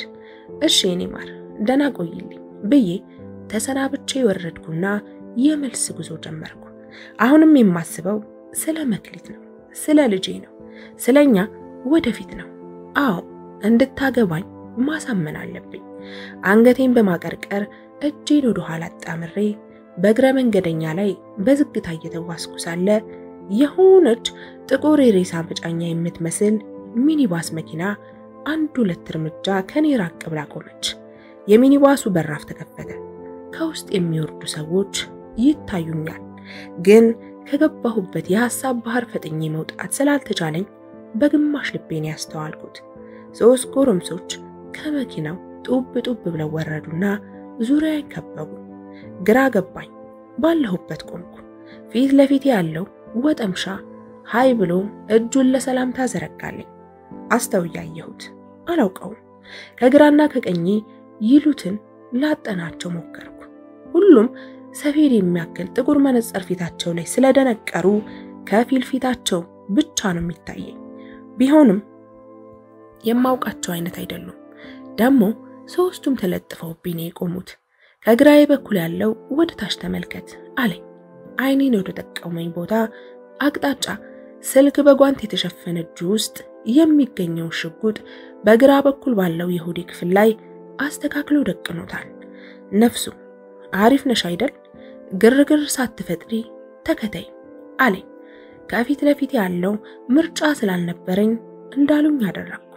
መኪናው ውስጥ አጅበውኝ ገባሁ። ከዛ የሚኒባሷን በራፍ ዘጉትና ጉዞ ጀመር። ከዛማ በህይወቴ ሙሉ የሰራሁትን ግፍ ክፍያን ያገኘሁት። መኪናው መንቀሳቀስ እንደጀመረ ሁለት ወጠምሾች ተጋገዙና እጆቼን ወደ ኋላ አጣምረው በገመድ አሰሩ። እግሮቼንም በተመሳሳይ ሁኔታ ጠፈሯቸው። ከዛ አንደኛው ከግዙፍነት ጋር ጥቁረትና መልከጥፉነትን ያደለው ክፉ መሳይ ወጠምሻ ጫማዬን አወለቀው። ግራ ገባኝ። ደሞ ምን ሊያደርገኝ ነው ብዬ ሳስብ ካልሲዎቼን ማወለቃቸው። የሁለቱንም እግር ካልሲ አንድ ላይ በማድረግ አድቦለቦለና ወደ አፍ ያስጠጋቸው። ፊቴን በማዞር መሸሽ ስጀምር ከጎኔ ያለው ሌላ ወጠምሻ ከኋላ አንገቴን አንቆ ይዞ ወደ ፊት ለፊት ቀጥ አድርጎ ያዘኝ። ከዛ ሌላኛው ካልሲዎቼን አፌ ውስጥ ተቀጠቃቸው። ወይ በፈጣሪ እንዴት ይጨንቃል መሰላችሁ። ደሞ ፈጣሪ ሲያወጣኝ ከመክሊት ጋር ከመገናኘቴ በፊት ቢሆን እኮ ካልሲ እንኳን ወደ አፌ ተጠግቶ ይቅርና ጫማዬ ውስጥም ያለ የሚጮህ ሽታ ነበረው። ከሷ ከተገናኘሁ በኋላ እየተሳቀቅኩ አንደኛ የካልሲዎቼን ብዛት አሳደግኩ፣ ሁለተኛ እግሬንም ካልሲዬንም ሳልዘናጋ ማጠብ ጀመርኩ። ይሄው ዛሬ ጠቀመኝ እንጂማ ያ ሽታ አፌ ውስጥ ገብቶ ቢሆን ኖሮ በላስቲክ ተጠቅልሎ ሆድ ውስጥ እንዲገባ ተደርጎ ግን በስህተት እንደፈነዳ ሐሽሽ ከጥቅም ውጭ አደርገኝ ነበር። ቀጥሎ በጥቁር ጨርቅ አይኔን ሸፈኑት። ይህ ሁሉ ሲደረግ መኪናዋ እየተጓዘች ነው። ማንም ምንም ሳይናገር ለአንድ ሰዓት ያህል ተጓዘ። ማን የጠለፈኝ? አይምሮዬን እየበላኝ ያለ ጥያቄ ነበር። ይሄኔ ከዘረፍኳቸው ሰዎች ውስጥ አንድ አንጀቱ ያረረ ሰው ነው የሚሆነው ይሄንን የሚፈጽምብኝ። ወይኔ ጉድ ልሆንላችሁ ነው። ለምን በዚህ ጊዜ ከዚህ በፊት ለብዳ አላገቱኝም? ዛሬ በደስታዬ ቀን፣ ዛሬ የልጅ አባት በሆንኩበት ቀን፣ ዛሬ ሌብነትን እርም ብዬ ለማቆም በወሰንኩበት ቀን፣ ዛሬ መክሊትን ለማግባት በወሰንኩበት ቀን። ለምን ዛሬ ለምን ከራሴ ጋር በመዋገትም ለመልስ የሚሆን ፍንጭ ማግኘት አልቻልኩም። መኪናዋ መጓዟን የቀጠለች ቢሆንም ከሁለት ሰዓት በኋላ ውስጥ ያሉት አጋቾቼ ለመጀመሪያ ጊዜ እርስ በርስ መነጋገር ጀመሩ። እሺ አሁን ምን እናደርገው? ንግግሩን በጥያቄ ጀመረ ከመካከላቸው አንዱ። ቦታው ላይ ስንደርስ ብንነጋገር አይሻልም? ሌላው መለሰ። ለምን ጊዜ እናባክናለን? አሁኑኑ እየተነጋገርን እንሂድ። ሌላኛው በዚህ ጊዜ የኔ ጆሮ ክፍትፍት አለ። ፈጣሪ ይስጣቸው። እንደ አይኖቼ ጆሮዎቼውንም ጠቅጥቀዋቸው ቢሆንስ? እኔ አንገቱን በገጀራ አሽቀንጥረን እዛው ጫካ ውስጥ ቀብረነው እንመለስ ነው የምለው። አንገቱን መቅላቱን ተስማምቼበታለሁ፣ ግን የማይረባ ሬሳ ለመቅበር ጊዜ ማባከናችን አልታየንም። እዛው ጫካ ውስጥ እንጣለው፣ ከዛም አውሬዎች ዘና ይበሉበት። ሌላው እንደዚህ አለ። እኔ በዚህ ወቅት ተስፋ እየቆረጥኩ ነው። ሰውነቴ መንቀጥቀጥ ጀምሯል። ወይኔ ለካ ለጌታም ጌታ አለው የሚባለው ነገር እውነት ነው። እኔ ደግሞ የተሻለ ሐሳብ አለኝ አለኝ። ደግሞ ሌላው ቀጠለ። ለምን ነፍስ እናጠፋለን? ምን ነው አሳዘነህ እንዴ? በጣም ነው ያሳዘነኝ። በቃ አስተማሪ የሆነ ቅጣት እንቅጣውና እንልቀቀው። እሺ ምን እንቅጣው? ጀንደረባ እናደርገውና ወደ ቤቱ እንላከው። ጀንደረባ ምን ማለት ነው? ነፍሴ በአፍንጫዬ ልትወጣ ሆነ። ግን ነፍስ በየት በኩል ነው የምትወጣው? በአፍንጫ ወይስ በሌላ የተለየ መሽሎክ ያላት? በዚህ ጭንቅ ውስጥ ሆኜ አንድ ታሪክ ትዝ አለኝ። አንድ ወቅት ላይ እማማ ከበቡሽ የተባሉ የሰፈራችን አዛውንት ብቸኛ ልጃቸው በጠና ታመመባቸውና በሞትና በህይወት መካከል ሆና ስታጣጥር እሳቸውም በጣም ተጨንቀው ስለነበር አፏን በአፋቸው ይከድኑታል። ለምን ይመስላችኋል? የልጃቸው ነፍስ ሾልካ እንዳትወጣ መንገዱን መዝጋታቸው እኮ ነው። ይህንን ያስተዋለ የነበረ አንድ የሰፈራችን ሸርዳጅ ምን ቢል ጥሩ ነው? አይማማ ከበቡሽ ልጅቷ እኮ ካፍንጫዋ ውጭ እንኳ ሌላ 2 ቀዳዳ አላት። እሱንም ካልደፈኑት እንዴት ነፍሷን ማገድ ይችላሉ ሲል ሰማሁት። እውነቱም እሱ እንዳለው ነበር። በየትኛው ቀዳዳ እንደሾለከች ማንም እርግጠኛ ባልሆነበት ሁኔታ ልጃቸው ሞተችባቸው። አሁን እኔም ነፍሴ ገና ሳይነኩኝ ያወሩትን አሰቃቂ ድርጊቶች ሳይፈጽሙብኝ በራሷ ፍራቻ ልውጣ አልውጣ እያለች አንገቴ ጋር መጣ የተወተፈች መስሎ እየተሰማኝ ነው። ብቻ አታካች የሆነ ረጅም ጉዞ ከተጓዝን በኋላ መኪና ቆመች። እስኪ መሽ እዚህ ቆይና ወደ ጫካው እንውሰድና የምናደርገውን እናደርገዋለን ብለው ተነጋገሩ። እየጎተቱ ከመኪና አወረዱ። መራመድ ምችል መስሎኝ ነበር፣ ግን እግሬ ተሳስሯል። የእግሬን እስራት ፈቱልኝ። አንዱ ቀይ ክንዴን ጨምድዶ ይዞ እየመራኝ ተራመድን። ወዲያው ደረጃ መውጣት ጀመርን። አዎ እቤት ውስጥ ይዘውኝ እየገቡ ነው። የሆነ በር ከፈቱና ገፍትረው አስገቡኝ። ከዛ አንድ ተከትሎኝ ገባና የእግሬን እስራት መልሶ አሰረውና የአይኔን ሽፋን አላቀቀልኝ። ወዲያው አይኖቼን መግለጥ አልተቻለኝም። ጭልም እንዳለብኝ ነው። አፌ ውስጥ የተቀጠቀጠውን የገዛ ካልሲን አወጡልኝ። እፎ ያልኩ እንደምንም ብዬ ያለሁበትን ክፍል ለመቃኘት ሞከርኩ። ደማቅ ግራጫ ቀለም የተቀባ ስፋቱ 4x5 የሆነ ክፍል ውስጥ ነው ያለሁት። አንድ ወንበር፣ አንድ አነስተኛ አልጋና አንድ ቴሌቪዥን ይታያል። በተረፈ ምንም የለበትም። ደሞ መስኮት የለው። ድፍና 70 ሴንቲሜትር ብቻ የሚሰፋ ጠባብ የብረት በራፍ አለው። መቀመጫው ላይ አስቀመጠኝና ከአልጋው እግር አንድ ላይ ተያይዞ የተበየደ ሰንሰለት ከአልጋው ስር ስቦ መጣና እግሬን ዙሪያውን አሽከርክሮ በቁልፍ ቆለፈው። ድንገት የሆነ ሰው መጣ። እሺ ዝግጁ ነህ እንቀጥል? ግንባሬን ከፍ ዝቅ በማድረግ ዝግጁ መሆኔን ገለጽኩለት። እሺ እዚህ ያስመጣው እኔ ነኝ። ለምን እንደሆነ ሳታውቅ አልቀረህም። አንገቴን አቀርቅሬ ዝም አልኩ። ምን ልመልስለት? አቶ ዘርአይ ንግግሩን ቀጠለ። ቪዲዮውን እንድታይ ያደረኩ ሆን ብዬ ነው። ስለገባህበት ነገር የተሻለ ግንዛቤ እንዲኖርህ የፈጸምክብኝን በደል ምን ያህል ከባድ እንደሆነ እንድታውቅ ስለፈለኩ ነው። የኔና ያንተ መክሊት እዛ ጓዳና ላይ በምትገኝ የራስጌ ቤት ውስጥ ከ10 ዓመት በላይ ኖራለች። ከናቷ ጋር እየለመኑ ከየሆቴልና ከየቆሻሻ ገንዳው ፍርፋሪ እየለቃቀሙ በመመገብ ነበር የሚያሳልፉት። ይገርሞታል።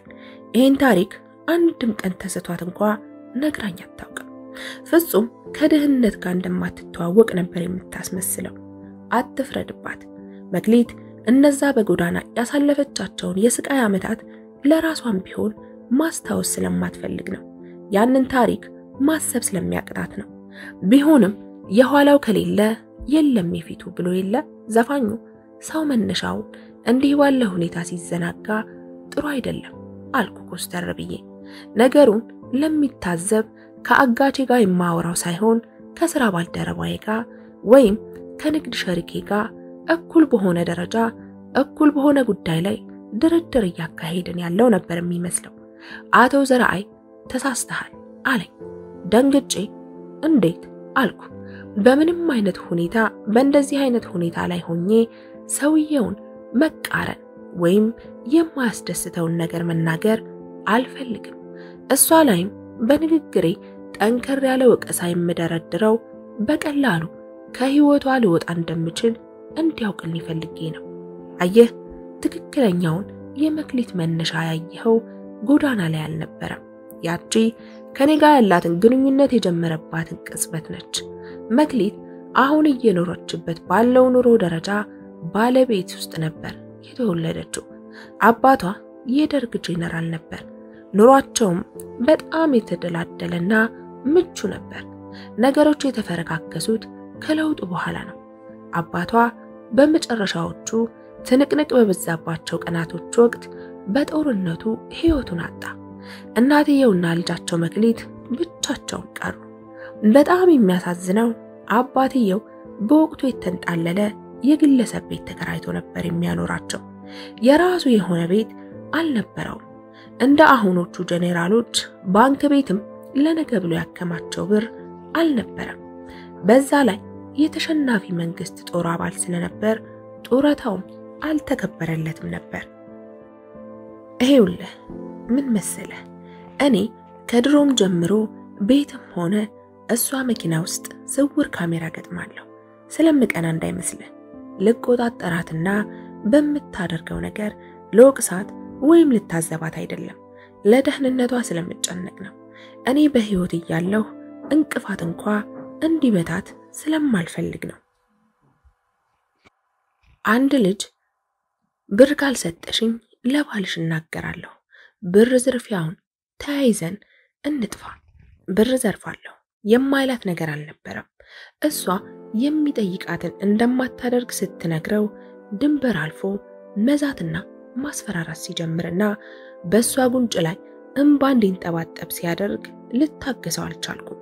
ልክ አሁን አንተን እንዳደረኩት አሳፈንኩትና በዚህ ጊዜ ጆሮዬ ተነቃቃ።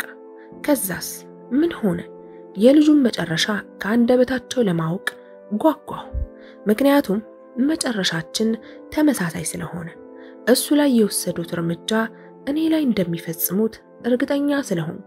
ሰውየው ምን ገዶት ቀለል አድርጎ መለሰልኝ።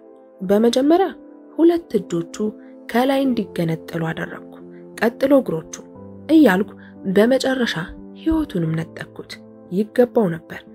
በዚህን ጊዜ እኔም እስካሁን አብሮኝ የነበረ የመዝናናት ስሜት ሁሉ ድራሹን ጠፋ። ፍርሃቴና ጭንቀቴ ተመልሶ ወረረኝ።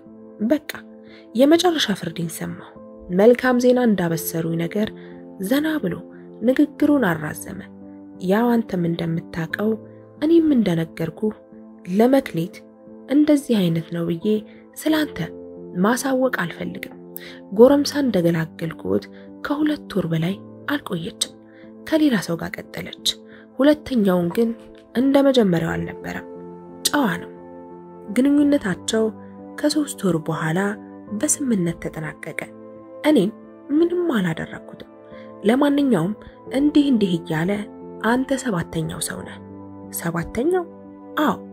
ሁለቱንም በጣም ባለጌዎች ስለነበሩ አስወግጃቸዋለሁ። ሁለቱን ደግሞ የተለያየ ወንጀል እንዲሰሩ በማቀነባበር አንደኛው 15 ዓመት አንደኛው እድሜ ልክ እንዲፈረድባቸው አድርጌያለሁ። አሁን እስር ቤት ይገኛሉ። ታድለው የሚል ቃል ሳላስበው ካንደበቴ ሾለቀ። አዎ የነሱን ዕጣ ፈንታ እንዲገጥመኝ ተመኘሁ። እንደ ፋሲካ ዶሮ ሰውነቴ 12 ቦታ ተገነጣጥሎ ወደ ጫካ ከመጣል ቃሊቲ እስር ቤት እድሜን ሙሉ ባሳልፍ ይሻለኛል። ምን አለበት ስንቶቹ ምሁር ግማሽ እድሜያቸውን እዛ አይደል እንደሚያሳልፉት ብዬ በማሰብ ነበር ታድለው ያልኩት። ሰውየውም ሐሳቤ ገብቷቸው መሰለኝ አዎ ከመሞት ይሻላል አለ። ይህን ዕጣ ምን ይሆን? እንደው በፈለጉት ነገር እምልልዎታለሁ። አንድ እድል ብቻ ስጡኝ። ጫፏም አልደርስ። ጫፏ ወደ ተማጽኖ ገባሁ። ብርታቴም ጀግንነቴም ተሰለበ። የኔን ተማጽኖ ችላ ብለው ግን ትወዳታለህ ብሎ ልመልሰው የሚያስቸግረኝን ጥያቄ ጠየቀኝ። አልዋሽሁትም። በህይወቴ እንዲህ አይነት ኮስተር ያለ ግንኙነት ውስጥ ከማንንም ሴት ጋር ገብቼ ስለማላውቅ ለሷ የተለየ ስሜት ያለኝ ይመስለኛል። በዛ ላይ ልጄ። አዎ ይሄንን ጥያቄ የጠየቅኩት ለዛ ነው። መክሊት ከኔ ጋር በቆየችባቸው በሰላም ወቅቶች መጸነስ አልቻለችም። ችግሩ ከኔ ነበር። በደረሰብኝ ጉዳት የተነሳ ከኔ ጋር ግንኙነት ካቆምን በኋላ ግን ስትጸንስ ያንተ የመጀመሪያው አይደለም። ምን? ከሌላም ጸንሳ ነበር? ኮስተር ብዬ ተበሳጨች ጠየቅኩ። ቢልልኝ እኮ መቅናቴ ነው። ሰው በሞት ጫፍ ላይ ሆኖ መቅናት ያምረዋል፣ ለዛውም በሰው ሚስት። አዎ 3ኛ ነው፣ ግን ያንተ የተለየ ነው። የተለየ ሲሉ ከዚህ በፊት እንደጸነሰች ወዲያው ነበር ያስወረደችው። ወንዶቹም ስለ ጽንሱ ምንም እንዲያውቁ አላደረገችም ነበር። እንደኔ አረዳድ ያ ማለት ለወንዶቹ ምንም አይነት ፍላጎት አልነበራትም። ከነሱ ጋር ምንም የሚያስተሳስራት ነገር እንዲኖር አትፈልግም ነበር። ላንተ ግን መጸነሷን ባወቀች ጊዜ ነው የነገረችህ። ለዛውም እቤት ድረስ መጣ አድራ። የበፊቶኞቹን እንደጸነሰች ስታውቅ በጸጸትና በንዴት ከሳምንት በላይ አይኖቿ እስኪያብጡ ድረስ እያለቀሰች ነበር በሚስጥር ያስወረደችው። ይሄኛውን ያንተን ጽንስ ግን ፊቷ ላይ ፈገግታ እንዲታይ አድርጎ አሁን ብቸኛ ጭንቀቷ እኔ ሳውቅ የሚከሰተው ነገር ብቻ ይመስለኛል። ያ ማለት ደግሞ ላንተ እስከዛሬ ለሌሎች ያልነበራት አይነት ስሜት አላት ማለት ነው አለና ንግግሩን ገታ አድርጎ በትጋዜ አንገቱን ደፋ። በዛ ጊዜ እኔ ተስፋ ቆረጥኩ። በቃ ይሄ ሰውዬ አይምረኝም። የሚያፈቅራት ሚስቱ እንደምታፈቅረኝ ከገመተ ለምን ብሎ በህይወት እንዲቆይ ያደርጋል? ገባኝ። ይቅር ልትለኝ አትችልም ማለት ነው? ልጄንስ እንድታስወርደው ታስገድዳታለህ? ጠየቅኩት ተስፋ በቆረጠ ድምጽ። አይ አልገለህም። ጆሮቼን ማመን አልቻልኩም። ማለት አንተን ልገልህ አልችልም። ምክንያቱም ባሰብኩት መጠን የምታፈቅርህ ከሆነ ስታጣህ ታዝናለች። በዛ ላይ እኔ ብዙ አብሬያት አልቆይም። አልገባኝም። ሀገር ሊለቁ ነው እንዴ? ባደረገው በሚል ጉጉት ጠየቅኩት። አይደለም፣ የጤናዬ ሁኔታ አስጊ ደረጃ ላይ ደርሷል። እሷን ሜዳ ላይ ጥያት መሞት አልፈልግም። ዝም አልኩ። ዝም ያልኩት ምንም ማለት ስላቃተኝ ነው። አሁን እንድንደራደር እፈልጋለሁ። ከማ ከኔ ጋር? አዎ ካንተ ጋር። የፈለጉትን ይዘዙኝ፣ ብቻ አንድ እድል ይስጡኝ እንጂ የፈለጉትን ይዘዙኝ። 6 ወር እሰጥሃለሁ። በ6 ወር ውስጥ ተቀይረህ ለሷ ባለ መሆን ብቁ ሰው ሆነህ አሳየኝ። ግራ ገባኝ። አልገባኝም ጌታዬ። የማን ባለ መሆን? የመክሊት ባለቤት ለመሆን። እሱን አይደል እንደ የምትፈልገው? የልጅህ አባት ለመሆን እንደምትችል አሳምነኝ። አሁን ምን እንደምትሰራ፣ ምን አይነት ኑሮ እንደምትኖር፣ የት ሰፈር እንደምትውል አውቃለሁ። ሁለመናህን አስጠንቻለሁ። እስካሁን ባለህበት ሁኔታ ለመክሊት የምመኝላት አይነት ሰው አይደለህም። ግን እሷ አንተ ላይ ያላትን ስሜት አከብረዋለሁ። ስለዚህ ያለህበትን ሁኔታ እንድትቀይር፣ ስራህን እንድትቀይር እፈልጋለሁ። አዋዋልህን፣ አኗኗርህን እንድትቀይር እፈልጋለሁ። ከዛ ብቁ መሆንህን እርግጠኛ ስሆን እሞትልሃለሁ። በነፃነት ታገባታለህ። ኧረ ጌታዬ፣ ጠላት ወት ይሙት አትደልለኝ። እኔም ዘላለም ብኖር እመርጥ ነበር፣ ግን የመኖር አቅሜ እየተሟጠጠ ነው። እስካሁንም የኖርኩት ብር ስላለኝ በመድኃኒት ብርታት ነው። አሁን ግን በሽታዬ ከመድኃኒት አቅም በላይ እየሆነ ነው። በዛ ላይ መድኃኒቱ መውሰድ የሚያሰቃይ ህመም አለው። መቋቋም እየከበደኝ ነው። ጉዳይን በጊዜ ጨራርሼ መድኃኒቱን ማቋረጥ እፈልጋለሁ፣ ከዛም መሞት። ስለዚህ ምን ትለኛለህ? ስለምኑ ጌታዬ? ለሷ ብቁ ሰው እንደሆንክ ታሳምነኛለህ? ጌታዬ፣ እርሷ ብቻ እድሉን ይስጡኝ። እሺ ካልክ ጥሩ አለና ኪሱ ውስጥ በመግባት የባንክ ቼክና እስክሪብቶ አወጣና ጫር ጫር አድርጎ እጄ ላይ ያስጨበጡኝ። ይሄ ራስህን ለመቀየር እንደ መነሻ እንዲሆንህ ነው። ሁኔታህ እየታየ ይጨመርልሃል ብሎ ያላሰብኩትን በማዕረግ ከተቀመጠበት ተነሳ። ይሄ በኔና ባንተ መካከል የተፈጸመውን የዛሬ ጉዳይ ሚስጥር ነው፣ ፍጹም ሚስጥር። መክሊትም ጭምር ማወቅ የለባትም። ከሷ ጋር ያለህን ግንኙነት ደግሞ ከዚህ በፊት እንደነበረው ይቀጥል። ግን ደግሞ ፈተናህን እንዳለፍክ ሳረጋግጥልህ ላግባሽ ምናምን እንዳትላት። አረ ጌታዬ፣ ምን በወጣኝ። አመሰግናለሁ። ያሉትን አድርጌ ያስደስተውታለሁ። መልካም፣ ያልከውን ነገር በተግባር አሳይ። መሸት ሲል ልጆቹ ሰፈርህ ድረስ ይሸኙሃል። በጣም አመሰግናለሁ። ተሽቆጠቆጥኩ። እየሆነ ያለው ተአምር ፍጹም አላመንኩም። ተረፍኩ ማለት ነው።